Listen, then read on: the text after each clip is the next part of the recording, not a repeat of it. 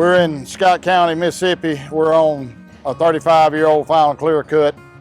Just started a job up this morning. We have a rubber tire cutter out here, it's the older Cat cutter, and then a Wilder skidder. The 528 with a self-contained processor running with it, a CTR with a delimber and a slasher on it. We cutting up the logs, plywood log lengths to go to Georgia Pacific. We got started in 1991. My brother and I were partners during my last January 1st of 91. It was during my senior year of high school. Daddy had been logging a couple of years and decided he wasn't going to continue with it. So we decided if we was ever going to get started, now was the time. So we started then, and he was in college, finished college. I went to college some, and we just kind of worked through it the first few years. And then after about 92, we had newer equipment, and we were pretty well in it full time from then on. That was our commitment and what we decided we was going to do from that day on. It was just straight logging. Today we have separated about 10 years ago, both running companies, but still work together on certain jobs and haul on together in certain mills. I have 2 jobs running. We run somewhere in the 25 load a day range on 20 jobs combined, some days more, some days less. But we've been buying our own timber for about 12 or 15 years now, just cutting it either on land that I've bought or timber deeds that I've bought. So we work literally for myself. Some jobs are be hauling in one mill, and then you're trying to get another mill with chip and saw. So you have to be in multiple places, and then hardwood to fill in the gap. So we have to work usually in 2 or 3 places at one time, just to be able to make the quotas work out to what they need to be. My wife does the books, and Daddy still welds and works around the shop. So usually they're somewhere in the 20 to a little over 20 on payroll most weeks. The 528 has been on since about the 3rd week in January.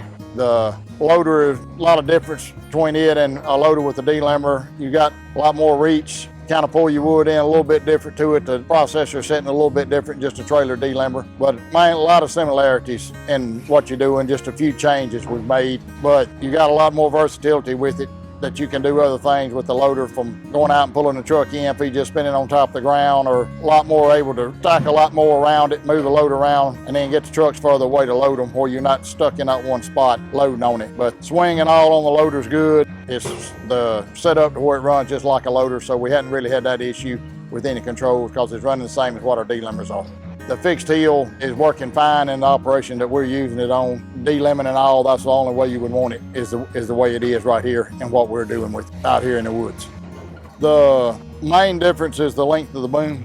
That's a considerable difference, is the length in the boom. Swing has more lift capacity than a regular knuckle boom does. It swings quick to go from one end to the other end in the reversing direction. It's real quick in reversing direction. Biggest difference is the length of the boom and able to move it around, and the amount of wood that can be stacked around it and still be able to load trucks.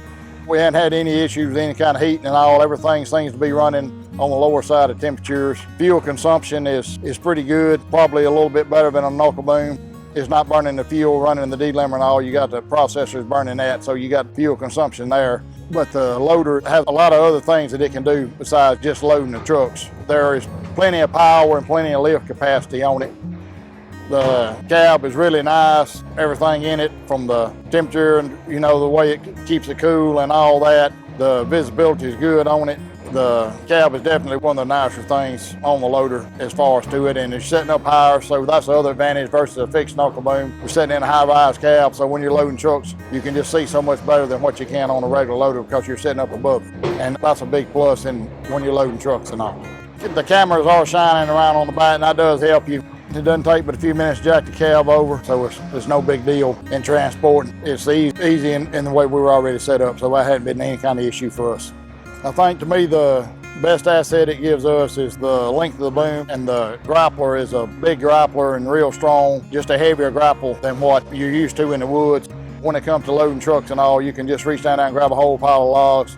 The grappler will hold it, you're not going to tear it up. It doesn't take but a second to load a truck with it. That's the biggest advantage to me, is the length of the boom and the big grappler, where you're able to load logs and get the trucks out of there fast with it. When you get it set up with it, It's going to be a big advantage to you just for moving it around. You're not fighting the mud, moving a knuckle boom around. You can grab your saw, your delimber, and drag it around with you. And you don't have to worry about getting the loader everywhere because the loader is the easiest part. It just moves itself. And a big, strong machine that seems to will last a long time. Just the boom and all that's really bigger than what you're used to in regular knuckle booms. So the life of it should be really well on the long term and should last a really long time out here in these woods. Been dealing with Puckett for the most part for the last 12 or 14 years. It's been a real good relationship. Talked to Mr. Puckett whenever we first swapped over to him, and he assured me that they were going to go with the logging and stay with it, and they have. They've stood behind everything from warranty-wise and all that. We haven't ever had any real warranty issues. They've been real good. They put forth an extreme effort to get somebody there and get it back up when they know that you don't have anything else to run. We've had a good relationship. It's worked real well, I hope, for both of us. We run Cat dozers now, have for the last 10 or 12 years. I think there's 4 Cat dozers on different jobs and several of the loaders that still, the Cat apprentice loaders that we still have, probably 5 of those. We still have a lot of the original stuff that's been bought through the years. That's the number one thing at the end of the day, is to get to run different kind of equipment, and you have to enjoy doing it. That's what makes it worth it.